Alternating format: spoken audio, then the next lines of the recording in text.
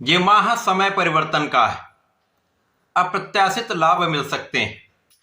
जय श्री गणेश। नमस्कार, मैं आचार्य संजय द्विवेदी।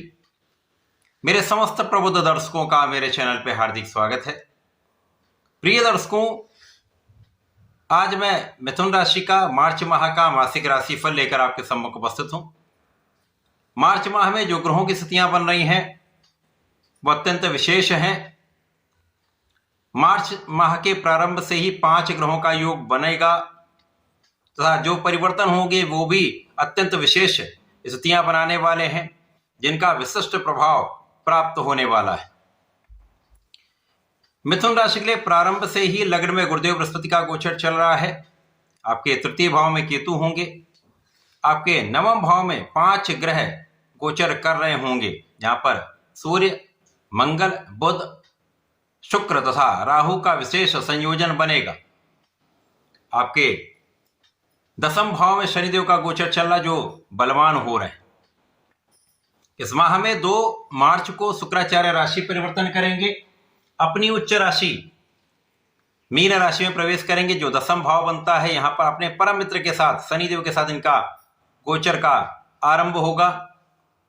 14 मार्च को सूर्य का परिवर्तन भी दसम भाव में हो जाएगा। ये दिग्बली होंगे, मित्र की राशि में होगा, अत्यंत बलवान। तथा 21 मार्च को बुध, जो वक्री होकर राहु के समीप आ गए थे, ये मार्गी हो जाएंगे और राहु से इनकी दूरी बढ़ने लगी, जो विशिष्ट प्रभाव देने वाला होगा। 26 मार्च को शुक्राचार्य का पुनः परिवर्तन होगा। शुक्राचार्य दसम भाव से निकलकर एकादश भाव में प्रवेश करेंगे। तो इस माह में कुछ विशेष योग बन रहे हैं। अब अप्रत्याशित क्या हो सकता है? राहु आकस्मिकता के कारक। आकस्मिकता के कारक राहु का गोचर भाग्य भाव में चल रहा है। राहु जब बुध के साथ योग बनाते हैं, जब जड़ दोष नहीं होता, तो ये जीवन का सर्वाधिक लाभ आपको प्रदान कर देते हैं। अब क्योंकि आकस्मिकता के कारक है तो आकस्मिक लाभ ही देंगे। अचानक ही कुछ ऐसे प्रभाव प्राप्त हो जाते हैं, ऐसे लाभ मिल जाते हैं जिनके बारे में सोचना भी कठिन होता है। वाणी से संबंधित कार्यों में, एनालिसिस के कार्य में, व्यापार में, वाणी से संबंधित कार्यों में, एनालिसिस में, इसी प्रकार से किसी प्रकार के नौकरी के क्षेत्र में आप हैं, कला क्षेत्र में हैं, तो यहां पर अचानक ही बहुत प्रगति हो जाती है। और क्योंकि इस माह में सूर्य बुध का भी संयोजन आपके भाग्य भाव में है, शुक्र और बुध का महाधन का योग भी आपके भाग्य भाव में है, और मंगल लाभ के स्वामी होकर भी यहां पर गोचर कर रहे हैं, जिसके कारण निश्चित रूप से आपके लाभ में अप्रत्याशित वृद्धि होने वाली। अनएक्सपेक्टेड इनकम हो सकती है। हो सकता है कोई धन आपका बाधित हुआ हो, वो आपको प्राप्त हो जाए, या कुछ ऐसी संपत्ति का आप विक्रय करना चाह रहे हैं, उससे आपको अचानक धन की प्राप्ति हो जाए। पैतृक संपत्ति से धन का लाभ हो जाए, लॉटरी सट्टे से अचानक लाभ हो जाए, अथवा आपके प्रयत्नों से, आपके प्रयास से, आपके व्यापार से कुछ विशिष्ट लाभ प्राप्त हो जाए। अब गुरुदेव लग्न में गोचर कर रहे हैं, राहु नवम भाव में है। गुरुदेव का प्रभाव आपके नवम भाव पर है, राहु पर भी है, इन 4 ग्रहों पर भी है, जिसके कारण आपके अंदर शासन क्षमता बहुत अच्छी रहेगी। आपके अंदर ऊर्जा का प्रवाह श्रेष्ठ रहेगा।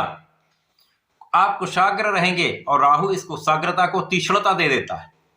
ये न केन प्रकार आप किसी भी समस्या से बाहर निकल सकते हैं, और ये न केन प्रकार आप प्रत्येक प्रकार का लाभ ले सकते हैं। आप जिस क्षेत्र में, उस क्षेत्र में आप लीड कर सकते हैं, महाधन, महालाभ की प्राप्ति कर सकते हैं। अब महाधन का योग भी बना हुआ भाग्य भाव में, तो भाग्य का 100% कुछ ऐसा प्रभाव प्राप्त होता है जो अचानक ही आपको बड़ा लाभ करा देता है। यद्यपि इस समय में कहीं ना कहीं आपका परिश्रम उतना अच्छा नहीं हो पाएगा, कुछ समय के लिए ही सही परिश्रम आपका बाधित हो सकता है। कुछ ऐसे मित्र हो सकते हैं जो आपको दिग्भ्रमित कर सकते हैं। कुछ समय के लिए आप स्वयं भ्रम में पड़ सकते हैं। परंतु जैसे जैसे ये गोचर काल आगे बढ़ता जाएगा, आपकी स्थिति प्रबल होती जाए। अब जब शुक्राचार्य आपके 2 मार्च को परिवर्तन करके 10वें भाव में जाएंगे तो यहां पर आपके ज्ञान में विशिष्टता आ जाएगी, आपका ज्ञान विस्तृत होने लगेगा, ज्ञान शिक्षा से विशेष लाभ मिलेगा। यदि विद्यार्थीगण है तो आपके शिक्षा का परिणाम बहुत अच्छा आएगा। इसी प्रकार से यदि आप देश विदेश से संबंधित होकर कार्यों में हैं तो निश्चित रूप से यहां पर बड़े धन की प्राप्ति होने वाली है। यदि आप देश विदेश से संबंधित होकर किसी कार्य में है, नौकरी में है, व्यापार में या कला क्षेत्र में है तो देश विदेश से अच्छा अवसर, अच्छा लाभ आपको निश्चित रूप से प्राप्त होगा। अब क्यों?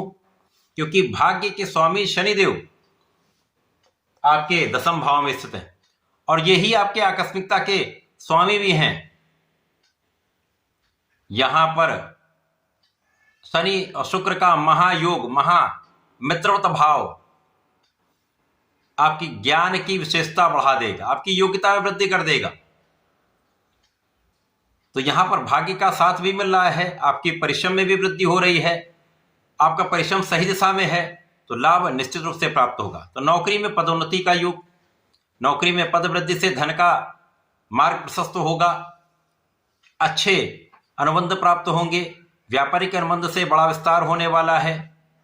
तो ये समय अत्यंत अनुकूल हो रहा है। और जब सूर्यदेव भी परिवर्तन करके 10वें भाव में आ जाएंगे तो दिग्बली होंगे और मित्र की राशि में इनका गोचर होगा और गुरु के साथ चतुर्थ दशम का संबंध इस भाव का है जो स्वयं गुरु का ही भाव है। तो यहाँ पर आपके नेतृत्व की क्षमता, आपकी शासन क्षमता, आपका आत्मबल अत्यंत विशिष्ट हो जाएगा, अत्यंत प्रबल हो जाएगा। और शनि आपको कर्मठ बनाते हैं, सूर्य आपको नेतृत्व देते हैं, शुक्र आपको ऐश्वर्य देते हैं। तो इस समय में ये तीनों भाव अत्यंत प्रबल हो जाए।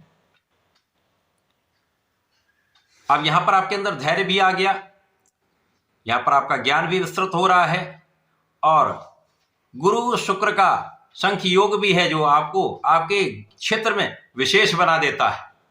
धन ऐश्वर्य वैभव तो देता ही, आपको ज्ञान भी विशेष रूप से देता है।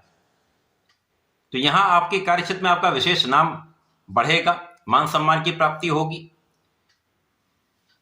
यद्यपि यहां पर राहु कुछ बाधित करते हैं परंतु गुरु से नियंत्रित भी हैं और मंगल से भी यहां पर नियंत्रण हो रहा है। अंगारक दोष अवश्य बनेगा यदि आप अपने क्रोध पर नियंत्रण कर लेते हैं, यदि आप अपनी ऊर्जा को सही दिशा में उपयोग कर लेते हैं, विवाद से बच जाते हैं, क्योंकि वाणी के कारक भी यहाँ पर हैं बुध और वही राशि के स्वामी भी हैं। तो यहाँ पर वाणी से संबंधित विवाद तो हो सकता है, तो वाणी को संयमित रखें, अपनी ऊर्जा को सही दिशा में उपयोग करें तो इस समय का संपूर्ण उपयोग आप कर पाएंगे, लाभ ले पाएंगे। अब जब यहां पर बुध वक्री हो गए और वक्री होने के पश्चात 21 मार्च से ये आगे बढ़ने लगे, मार्गी हो गए।